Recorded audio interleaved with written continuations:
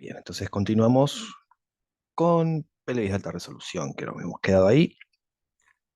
Así que ya completamos el tema. Eh, bien, habíamos quedado en esta imagen, ¿sí? De lo que sería parte del sagital, ¿cierto? Ujú. ¿Y qué es lo que le quiero decir? Nos apareció lo que sería la planificación del estudio en general. Ahora, ¿por qué? Teníamos en todos los otros, veníamos viendo justamente cómo era la planificación, cómo íbamos a cortar y demás, así que esta imagen es instructiva para eso. Cuando hablábamos de previa alta resolución, entonces teníamos tres planos: axial, sagital y coronal T2, ¿no? De alta resolución, y la planificación nos las va a dar justamente el tumor en sí mismo. ¿Mm? ¿Por qué digo esto? Porque lo que se intenta para estudios de previa alta resolución es observar, además del tumor donde está, ¿no?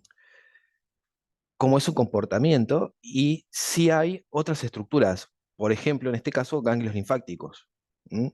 Además, también si ese tumor se fue de la estructura en general, o sea, de la pared muscular de la víscera, si se fue hacia afuera o no. Entonces, esos pequeñitos detalles que son cuestiones por ahí milimétricas, como estamos viendo aquí en mediciones, esto es una medición, por ejemplo, que se hace desde el margen anal hacia donde está el tumor. ¿Mm? O sea, ¿cuánto está? Más o menos en este caso está en el tercio medio, del intestino, ¿verdad? Pero ¿qué pasa? ¿Cómo lo vamos a cortar en plano axial? Vamos a tratar de seguir el eje mayor del tumor en sí mismo. Entonces, lo que nos va a dar la planificación de los axiales va a ser la disposición de la masa o del tumor que estaríamos observando en este caso. Además, también, si encontramos estructuras, por ejemplo, como estas, ganglios linfáticos sospechosos que pueden contener también tumor. ¿Mm? Entonces, para pensarlo a esto, es identificar primero con un corte sagital, o varios cortes con toda la secuencia en sí misma sagital, identificar la disposición del tumor, el plano, ¿sí? Y a partir de cómo se dispone la lesión, cortarla. Eso es muy, muy importante porque es justamente la planificación del estudio en general. Dicho esto, tiene que ver también con lo que se intenta decantar, el alcance hasta dónde progresó la enfermedad, y además también si extravasó o no extravasó la parte de los, o se fue por fuera de la víscera o no. ¿Eh? Entonces lo que se intenta es rodearlo, ese tumor de cortes, cortarlo, o sea, así por un lado, ¿sí? En axial, siguiendo su plano mayor, ¿sí? Y bien la pared, y además también la extensión de la enfermedad. Y el coronal, en líneas generales, lo que van a terminar haciendo va a ser que el coronal va a seguir siempre el canal anal o el conducto. ¿Mm? Esa es la disposición de la planificación de los cortes de una pelvis de alta resolución. Axiales lo impone el tumor mismo, o sea, dónde está la patología y el alcance. Y el coronal siguiendo siempre el conducto anal. ¿Mm? En algunos lugares se van a encontrarse con que el coronal, si es un tumor alto, no es necesario, pero ustedes, tiqui, tiqui, los tres planos, ¿sí? Siempre. Después les voy a dejar una guía que es de la doctora Gina Brown, que es justamente la que inventó este método para la estadificación de cáncer de recto. Para que la tengan ahí, la compartan, y después también le voy a dejar otra guía más de, bueno, todo esto que fuimos viendo recién de músculo esquelético, más lo que va a venir. Entonces, ganglios afectados, determinantes para estadificar la enfermedad, si esto tiene o no. ¿Qué nos va a dar la información de que si esto tiene tumor o no tiene tumor? En este caso, los ganglios, ¿sí? La secuencia de difusión. La secuencia de difusión nos va a dar justamente el dato que queremos decantar de eso, si o tiene o no tumor. Entonces, en este caso, la cirugía tendría que llegar hasta aquí, ¿verdad? Esto, si este tumor es positivo, hay que sacarlo. Si este ganglio es positivo, mejor dicho, hay que sacarlo, hay que cortarlo también. Em, Seguimos pasando aquí. Fíjense en este caso, tenemos la parte de lo que es la víscera, ¿verdad? ¿Eh? Y acá arriba, ¿qué vemos? ¿Mm? Esta lesión acá, y fíjese también estos vasitos que vienen ahí, tac, y contactan la lesión. ¿Mm? Entonces observen la imagen, tumor infiltra el mesorrecto. y se contacta con una vena evidenciando invasión vascular. Esto hace de que, primero, la estratificación de cáncer de recto nos va a dar justamente la lesión, dónde está la lesión y su alcance. Y además también lo que sería el pronóstico para ese paciente, o sea, se estratifica, dice, bueno, usted paciente está en este periodo de la enfermedad, que puede resultar muy, ¿cómo decirlo? Feo, difícil de entender a veces, de que los tumores cuando ya, esto que estamos viendo aquí es la parte de lo que es la muscular de la, bueno, de la víscera. Si el tumor extravasó hacia afuera de esto y ya invade el mesorrecto, que acá no lo vemos muy bien a lo que sería el mesorrecto, ya lo vamos a ver en otro plano, en el axel se ve mejor. ¿m? El pronóstico de la enfermedad cambia totalmente. Y cuando hablamos de pronóstico, estamos hablando de lo que sería la evolución de ese paciente. O sea, de los primeros 5 años, ¿qué porcentaje de sobrevida va a tener? Entonces estamos hablando de cuestiones milimétricas por ahí, que hace de que este paciente pueda sobrevivir 5 años o no después del diagnóstico. Amén de dónde está también la lesión en sí misma. ¿Por qué? Porque si es un tumor muy bajo, nos vamos a encontrar con que ese paciente directamente hay que sacarle todo el recto, o sea, hay que hacer lo que se llama una cirugía de Miles. Entonces, ese paciente continuamente va a tener bolsa de conostomía y obviamente toda su estructura cambiada. Entonces, también pasa eso, hay cuestiones que, hay pacientes que no se hacen la cirugía, no se operan. O sea, hacen el tratamiento, hacen quimio, hacen rayos, todo lo que tendrían que hacer, pero lo prefieren dejarlo ahí. ¿Por qué? Porque consideran para ellos mismos que la calidad de vida que van a tener después de una cirugía de Miles, por ejemplo, no va a ser buena. Entonces se controlan también con estos casos. Pero bueno, a ver, volvemos aquí. Acá tenemos lo que sería el mesorrecto. Fíjense toda esta fascia que envuelve aquí a la víscera, ¿verdad? Esto se llama mesorrecto. Y ahí lo vemos, perfecto. Entonces, cuando se saca todo eso generalmente, ¿sí? Y este tumor ya invadió, ya se fue, es un tumor que infiltra. Hemos visto tumores, por ejemplo, de que lo que hacían era crecer en sí mismo y se comportaban como una masa que va creciendo y que hace, comprime. ¿Sí? Eso es como una característica que tienen algunos tumores, pero en estos casos son tumores que infiltran, o sea, se meten dentro de otras estructuras, que son los peores en realidad, porque son los que tienen más, los, con más frecuencias en metástasis. ¿Mm? Esto también recuérdelo como que el mesorrecto como un margen también de resección, ¿verdad? Para lo que sería la cirugía o el tratamiento en sí mismo. Acá vemos, por ejemplo, un plano coronal, y fíjense cómo se ve el tumor en sí mismo y cómo la membrana muscular y cómo hacia arriba se fue y aquí tenemos también tumor. Y fíjense los vasitos, esto que le decía anteriormente. ¿No? ¿Por qué estudiamos el hígado? Para estudios de pelis de alta resolución. ¿Por qué? Porque toda esta sangre va a ir a parar al hígado y va a llevar tumor, justamente. Acá ya podemos decir que este paciente es una pequeña metástasis, está invadiendo ya tejidos por fuera de donde está el tumor en sí. ¿Mm? Acá vemos ya una cirugía de Miles, fíjense, que vemos parte ¿eh? de lo que es el recto y vemos todo este tejido fibroso aquí. Este paciente ya está operado. Y además también, ¿qué otra cosa estamos viendo que es interesante para ver? Cambios en lo que es la señal del hueso cuando se aplicó radioterapia y cuando no se aplicó radioterapia, ¿verdad? Cómo cambia la intensidad de la señal de un hueso, del hueso, mejor dicho, cuando recibe rayos. ¿Cómo cambia la señal? Radiación, radioterapia, imagen fibrosa, que esto nos dice que ya este paciente está operado. Este paciente lo que está haciendo es controlándose con pelvis de alta resolución, que también se utiliza como control. Em, Aquí seguimos pasando, fíjense este otro caso, y muy importante, hasta dónde llega la lesión. ¿Sí? Desde el margen anal hacia dónde va. Ah, y se miden el carácter del tumor en general, ¿no? O sea, la extensión del tumor en sí. ¿M? Fíjense, un tumor chiquito, un 1,5, 4,7, ya que estoy un poquito más, podemos decirlo, grande, pero además también tenemos esto otro que vemos aquí, cómo ya se fue de la membrana, de la pared de la muscular, y además también cuánto hay hacia el mesorrecto. Como les decía, el el hecho de que el tumor progrese hacia afuera, invada el mesorrecto y ni hablar si ya lo traspasa el mesorrecto, los pronósticos cambian radicalmente, y cambia inclusive hasta lo que es el tratamiento.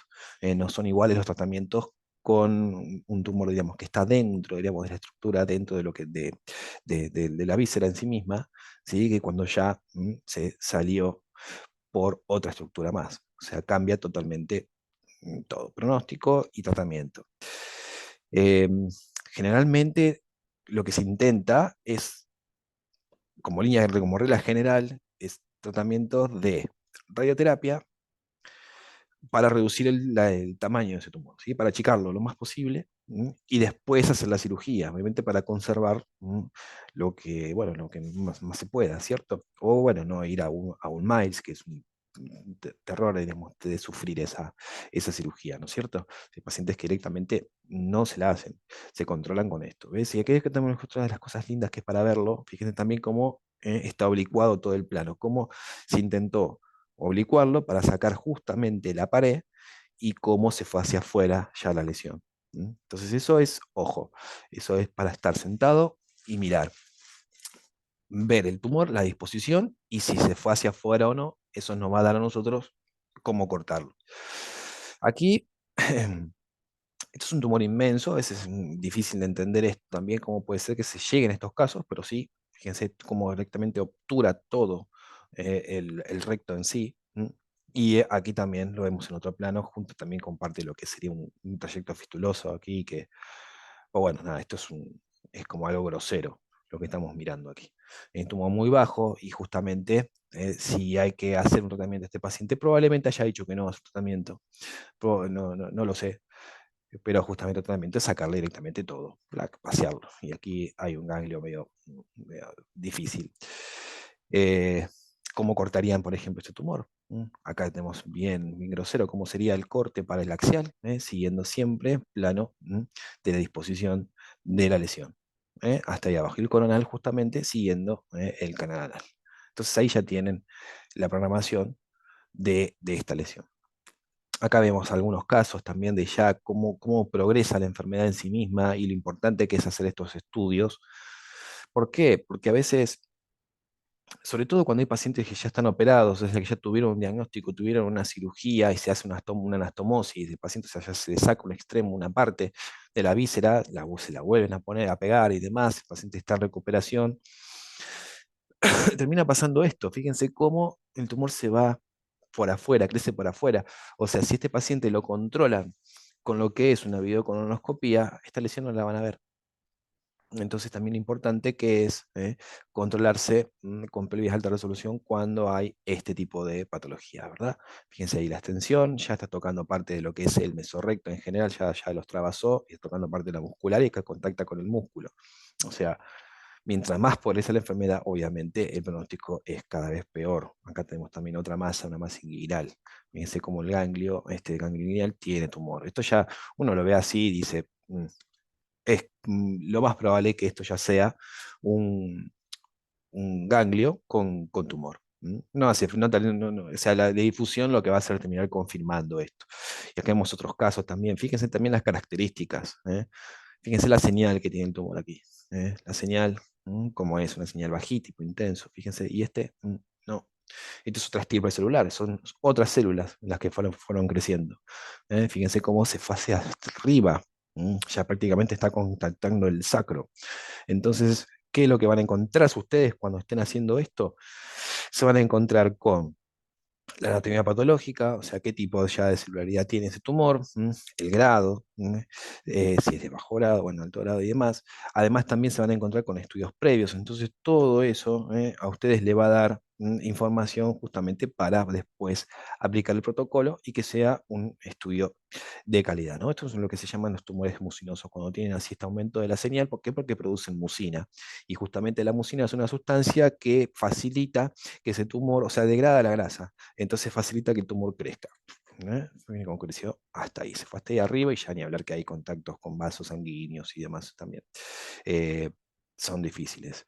Este término acá que es pobremente diferenciado, esto es lo que podremos hacer el link, lo que sería las reglas de la radiobiología.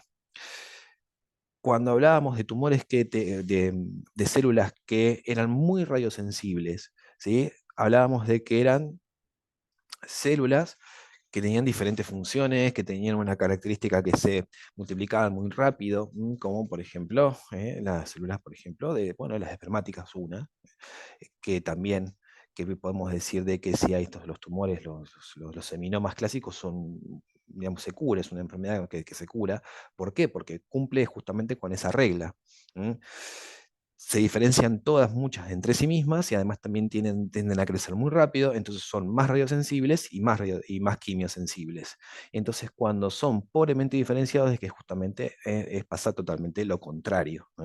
Son células que van a empezar, son todas iguales, además de que son todas iguales de crecimiento por ahí lento, entonces son menos radiosensibles, menos quimiosensibles y por lo tanto responden menos el tratamiento. Entonces también esto lo van a ver en inmunistoquímica. Cuando ustedes vayan y miren la, la anatomía patológica, se van a encontrar con esto, pobremente diferenciado cuando son tumores que van a, o sea, que son células que resisten generalmente al tratamiento o son más difíciles de combatir, de eliminar.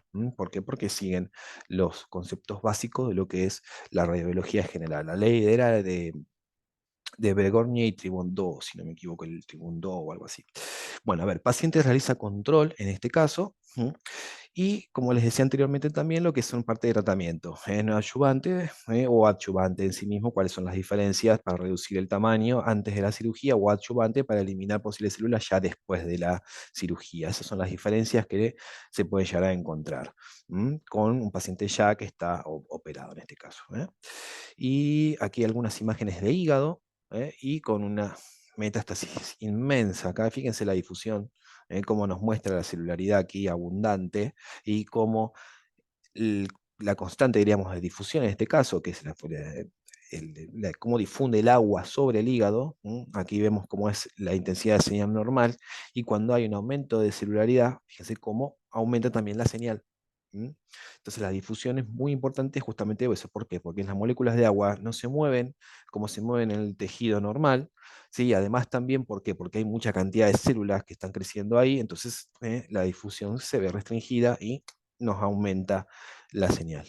Entonces, para hígado, para completar siempre pelvis de alta resolución abajo y después estudios de el hígado arriba, T2 saturado, difusión y después todo un T2 para todo el abdomen.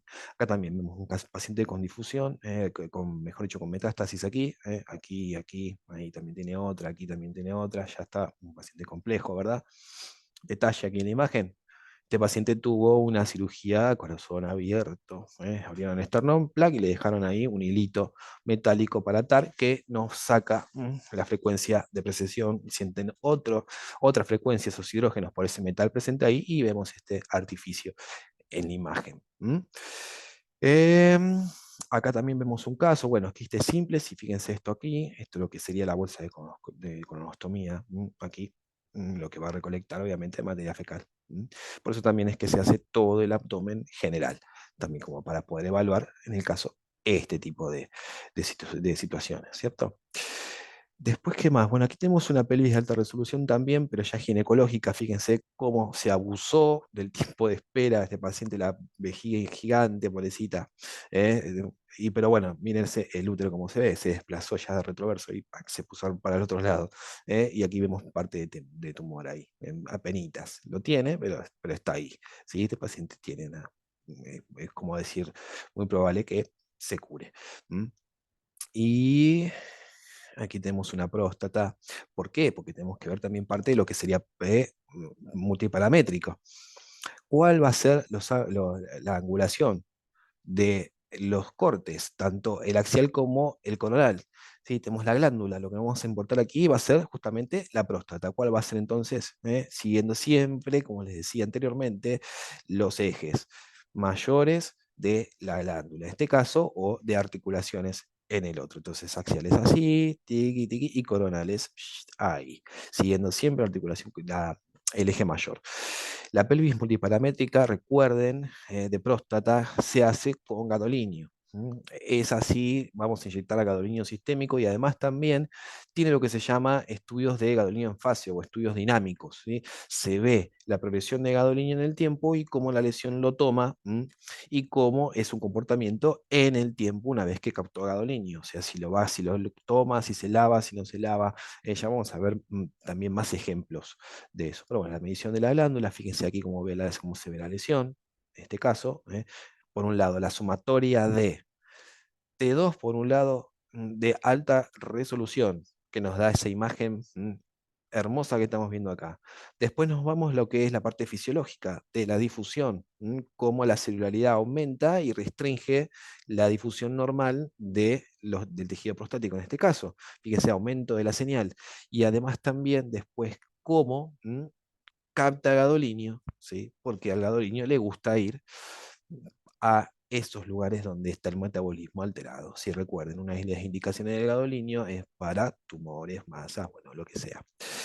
Eh, Recuerden entonces multiparamétrica, ¿qué son multiparamétrica? Que hace referencia al T2, a las imágenes de alta resolución, más la suma de las imágenes fisiológicas que aporta la difusión y a su vez también el gadolinio. Fíjense, 15 a 20 repeticiones de gadolinio, o sea, van a ser, se hacen 20 secuencias de lo mismo y se intenta ver justamente esto, la progresión del gadolinio sobre la glándula. ¿eh? Son estudios que se suelen hacer. ¿Mm? Y que viene de la mano con la lesión en sí misma. Entonces no hay algún parámetro como para ustedes posicionarse. ¿Cómo se van a posicionar y cómo van a cortar? Con lo que ustedes están mirando. Entonces, sugerencia primera es siempre empezar con cortes sagitales. Sagital estricto a la cavidad, tiki, una vez que tienen el sagital, ahí ya después vuelcan sus axiales. Sea la mejor forma de empezar. Así que bueno, dejo de compartir aquí, vamos para la otra. Si hay alguna pregunta, bueno, o lo que sea, me dicen, mientras busco la otra presentación, que la tenemos aquí. Es un tema muy lindo, porque es pérdida de alta resolución, porque abarca tantas cosas que hace que, bueno, que se piense, digamos, de diferente manera y además ajusta mucho a sus ojitos a la hora de estar ahí con el paciente y haciendo los estudios, ¿verdad? En algunos lugares hay inclusive el encargado de informar los estudios lo van a tener sentado al lado. Posiblemente, no es que pase así siempre, ¿no? Pero lo van a tener al lado y les va a ir diciendo cómo quiere los cortes, ¿por qué? Porque justamente va a ser quien informa después. ¿eh? Así que bueno, seguimos. Vamos a seguir con lo que es estructuras o articulaciones, así completamos todo el cuerpito en general. Después nos quedaría neuro. Así que vamos a seguir. A ver. Músculo esquelético. ¿Qué secuencias van a utilizar entonces el músculo esquelético como número uno? Siempre va a ser la STIR. Siempre ahí. Nunca puede faltar. Segunda regla, ¿cuál la otra va a ser? Que siempre van a tener que obtener sus imágenes en formas comparativas. Planos T1, T1, STIR con el otro. O sea, siempre van a comparar una con la otra. Nunca imágenes sueltas, nunca un T1 de acá, un T2 de allá, un T2. No. O sea, T1 por un lado, STIR por el otro en coronal. Lo mismo a otro plano. Y así sucesivamente, como una forma prolija de abordar ese estudio y hacerlo. Siempre en comparativo. ¿Qué se intenta ver en resonancia? Obviamente, tipos de lesiones, grados de lesión, hasta dónde va, o sea, si el paciente necesita cirugía, si no la necesita. Se va a tratar de decantar eso. ¿Por qué? Porque se intenta ya profundizar en resonancia. Pasa obviamente que vas a encontrarte con hallazgos, que van a encontrarte con situaciones por ahí que no sepas bien por qué viene ese paciente y demás, sí, pero la mayoría ya viene con un diagnóstico, ya viene con una imagen, ya viene con algo que te va a dar a vos información sobre cómo posicionarte en un resonador y qué protocolo hacer. Entonces, fundamental, eso es lo que les decía, cortes comparativos y secuencias TIR y panorámicas enteras como para poder ver también dónde hay una lesión, como vimos casos en pelvis, y que decíamos, bueno, a ver, ¿qué tenemos en la pelvis? ¿Qué estudiamos? ¿La cadera? ¿Qué estudiamos? ¿El labrum? ¿Qué estudio? ¿El sacro? ¿Qué estudiado? Entonces el STIR te va a dar ahí, te va a decir, hola, acá estoy roto, te va a dar esa información muy importante. Entonces, respecto a la planificación de los estudios en general, coronal, axial, coronal y sagital estrictos y oblicuos, que es una de las herramientas fundamentales que tiene la resonancia magnética, poder hacer planos oblicuos siguiendo diferencias.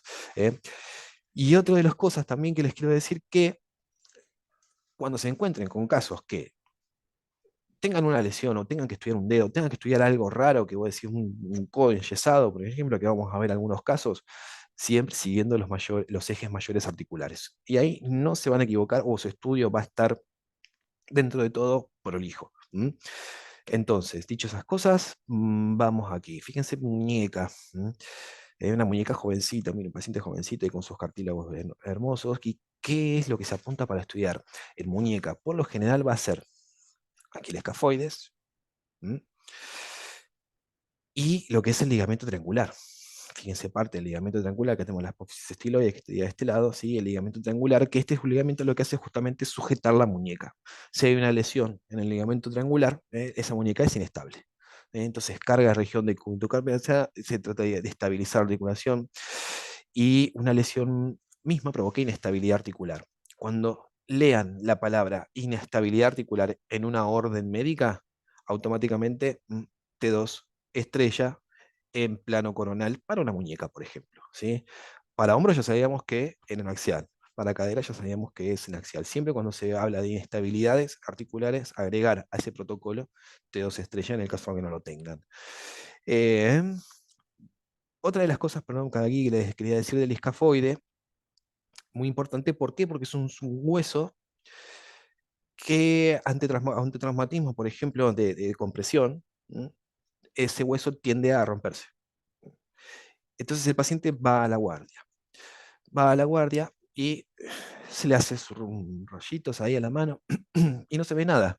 Se van a encontrar con que se ve el escafoide normalito, ¿sí? ¿Por qué? Porque es lo que sería una fractura o una lesión del hueso en sí misma que no hace que se desplace. Entonces, al no desplazarse, no encuentran algo evidente por ustedes para mirarlo. Entonces van a encontrar que está bien hermoso el escafoide, pero en realidad está fracturado.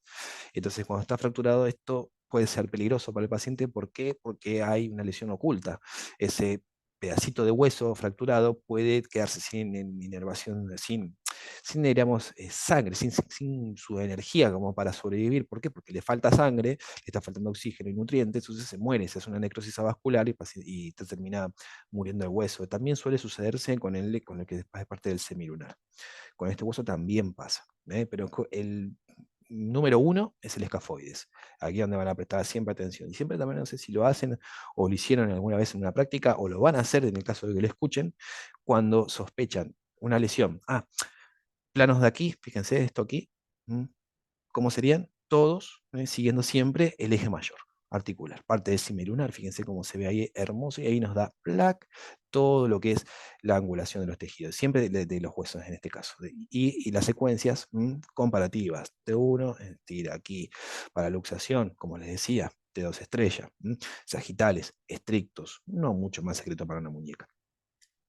Volvemos a eso a lo que les decía del escafoides. Si sospechan de que hay una lesión en el escafoides, traten de utilizar lo que serían los tres cuartos puño cerrado, focalizarse un poquito más cuando hay una lesión, un golpe en la mano en los pacientes, no solamente quedarse con el par, frente oblicuo, o sea, solamente, o parte de muñeca y demás, no solamente quedarse con eso, sino también además hacer un tres cuartos puño cerrado en el caso de que estén en una guardia, ¿no es cierto? Siempre más imágenes o el exceso de imágenes por ahí no hace la diferencia. Así que, eh, ¿cómo decirlo? No hay dinero en el medio. O sea, ustedes háganlo y aporten más información posible que les va a dar mejor resultado. Mano. Aquí articulaciones. Vamos a estudiar dedos por un lado o la mano en general. Em, Formas. Una de las, mejor dicho, hay bobinas específicas que hacen que uno pueda poner toda su manito, ahí, tic, y se envuelve de todas maneras bien, digamos, el paciente está cómodo porque se encuentra, el paciente, digamos, está acostado, y si lo intenta estudiar con sus manos hacia el costado, con una bobina que todo la abarca, pero a veces no se van a encontrar con eso. Entonces, una de las formas de estudiar una mano, pueden usar bobinas de cerebro o bobinas de rodilla, si no tienen una bobina particular para estudiar la mano. Entonces, ¿cómo sería fácil la posición? Tic, ahí, tipo posición de Superman, volando el paciente en el resonador.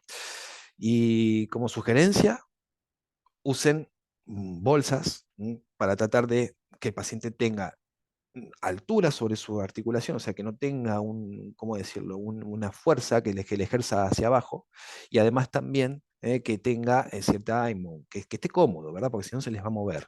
Entonces traten de usar bolsas, de usar cuñas, usar cosas como para levantarlo al paciente y que esté cómodo esos 20 minutitos con el brazo en extensión. Fíjense en este caso cómo se quiere estudiar acá un pulgar y cómo se disponen los cortes. ¿eh? Acá podemos decir, ¿qué estoy viendo acá? ¿Un sagital, un coronal? Esto sería parte de un sagital, ¿verdad? Fíjense la articulación, cómo se intenta siempre seguir los ejes mayores. En el axial, por ejemplo, fíjense el sagital, cómo se pondría. Sería como una especie de coronal, pero en realidad es un sagital al dedo. Esto aplica hacia todos los dedos, ¿verdad? Y como protocolo, axial T1, estir, coronal T1, estir, siempre comparando un plano y el otro. ¿Mm? Acá tenemos lo que es una artorresonancia de mano, también de muñeca, se hacen, no son tan frecuentes, pero sí se hacen. Este paciente es grosera la cantidad de lesiones que tiene. Acá estamos viendo un T1 sin saturar. Vemos la inyección de gadolinio, hermosa, ¿verdad? Aquí tenemos también otro. Pero ¿qué pasa? Fíjense acá. Fíjense ahí como la parte del estiloides ahí del cubito está rota. ¿Mm? Y si nos fijamos acá también, estiroides ahí, también está rota, del radio, perdón, aquí el cúbito, al revés dije. Hay ambas lesiones. ¿Mm? Entonces el paciente tiene justamente la parte de los colaterales, de los tendones colaterales ahí de la muñeca, los tiene sueltos porque está fracturado.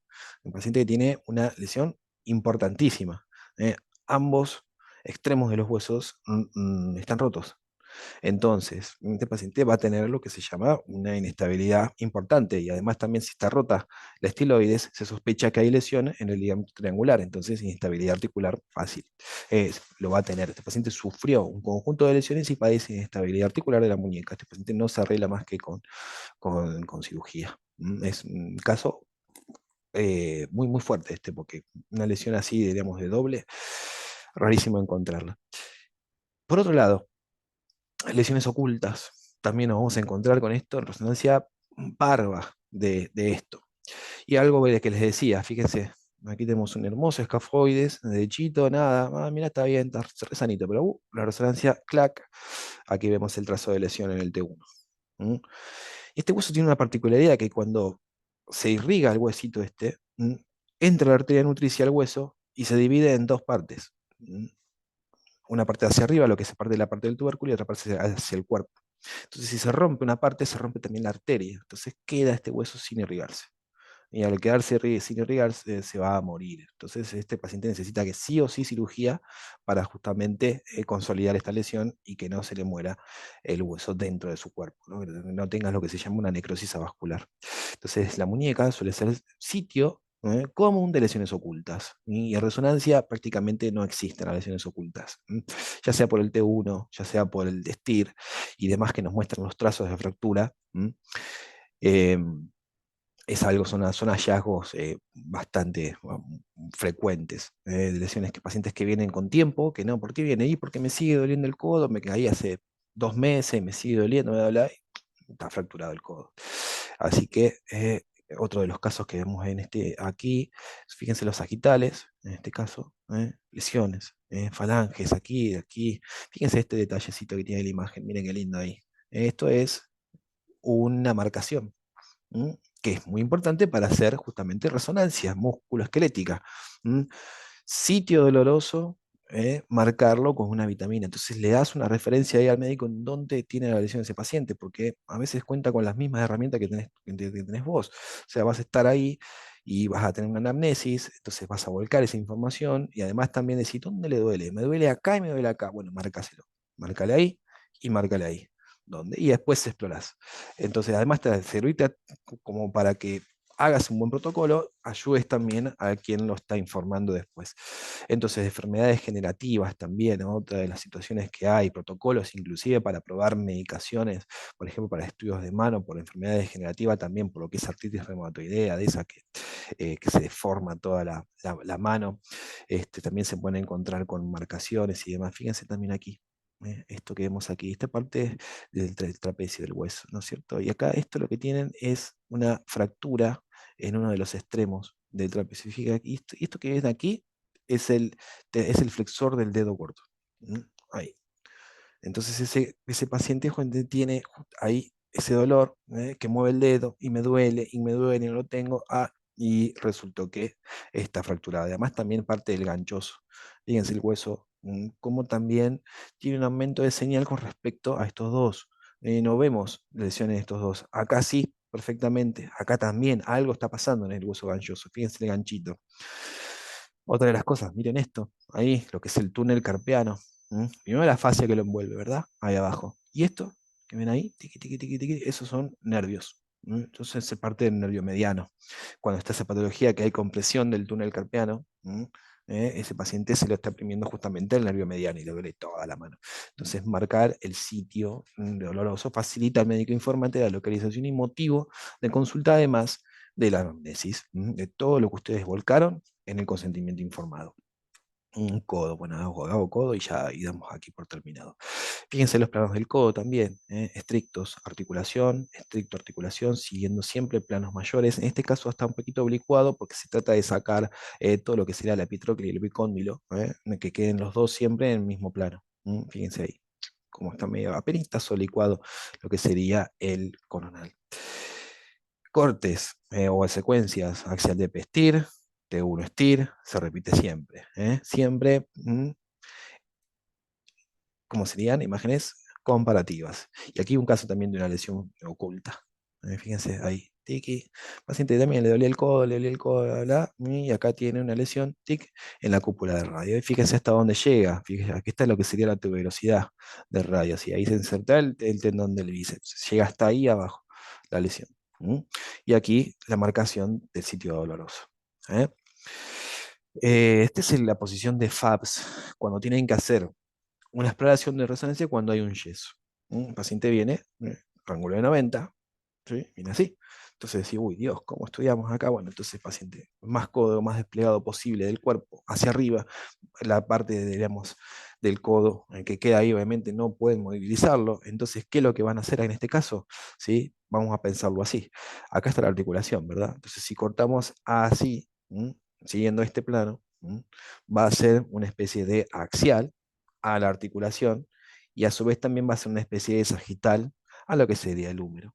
Entonces, de esa forma van a ir aplicando sus cortes, siguiendo axial por un lado y a su vez también, si cambian el sentido de angulación, va a ser un coronal hacia el radio y un axial hacia el húmero. Es una de las formas de estudiar un codo cuando hay un yeso.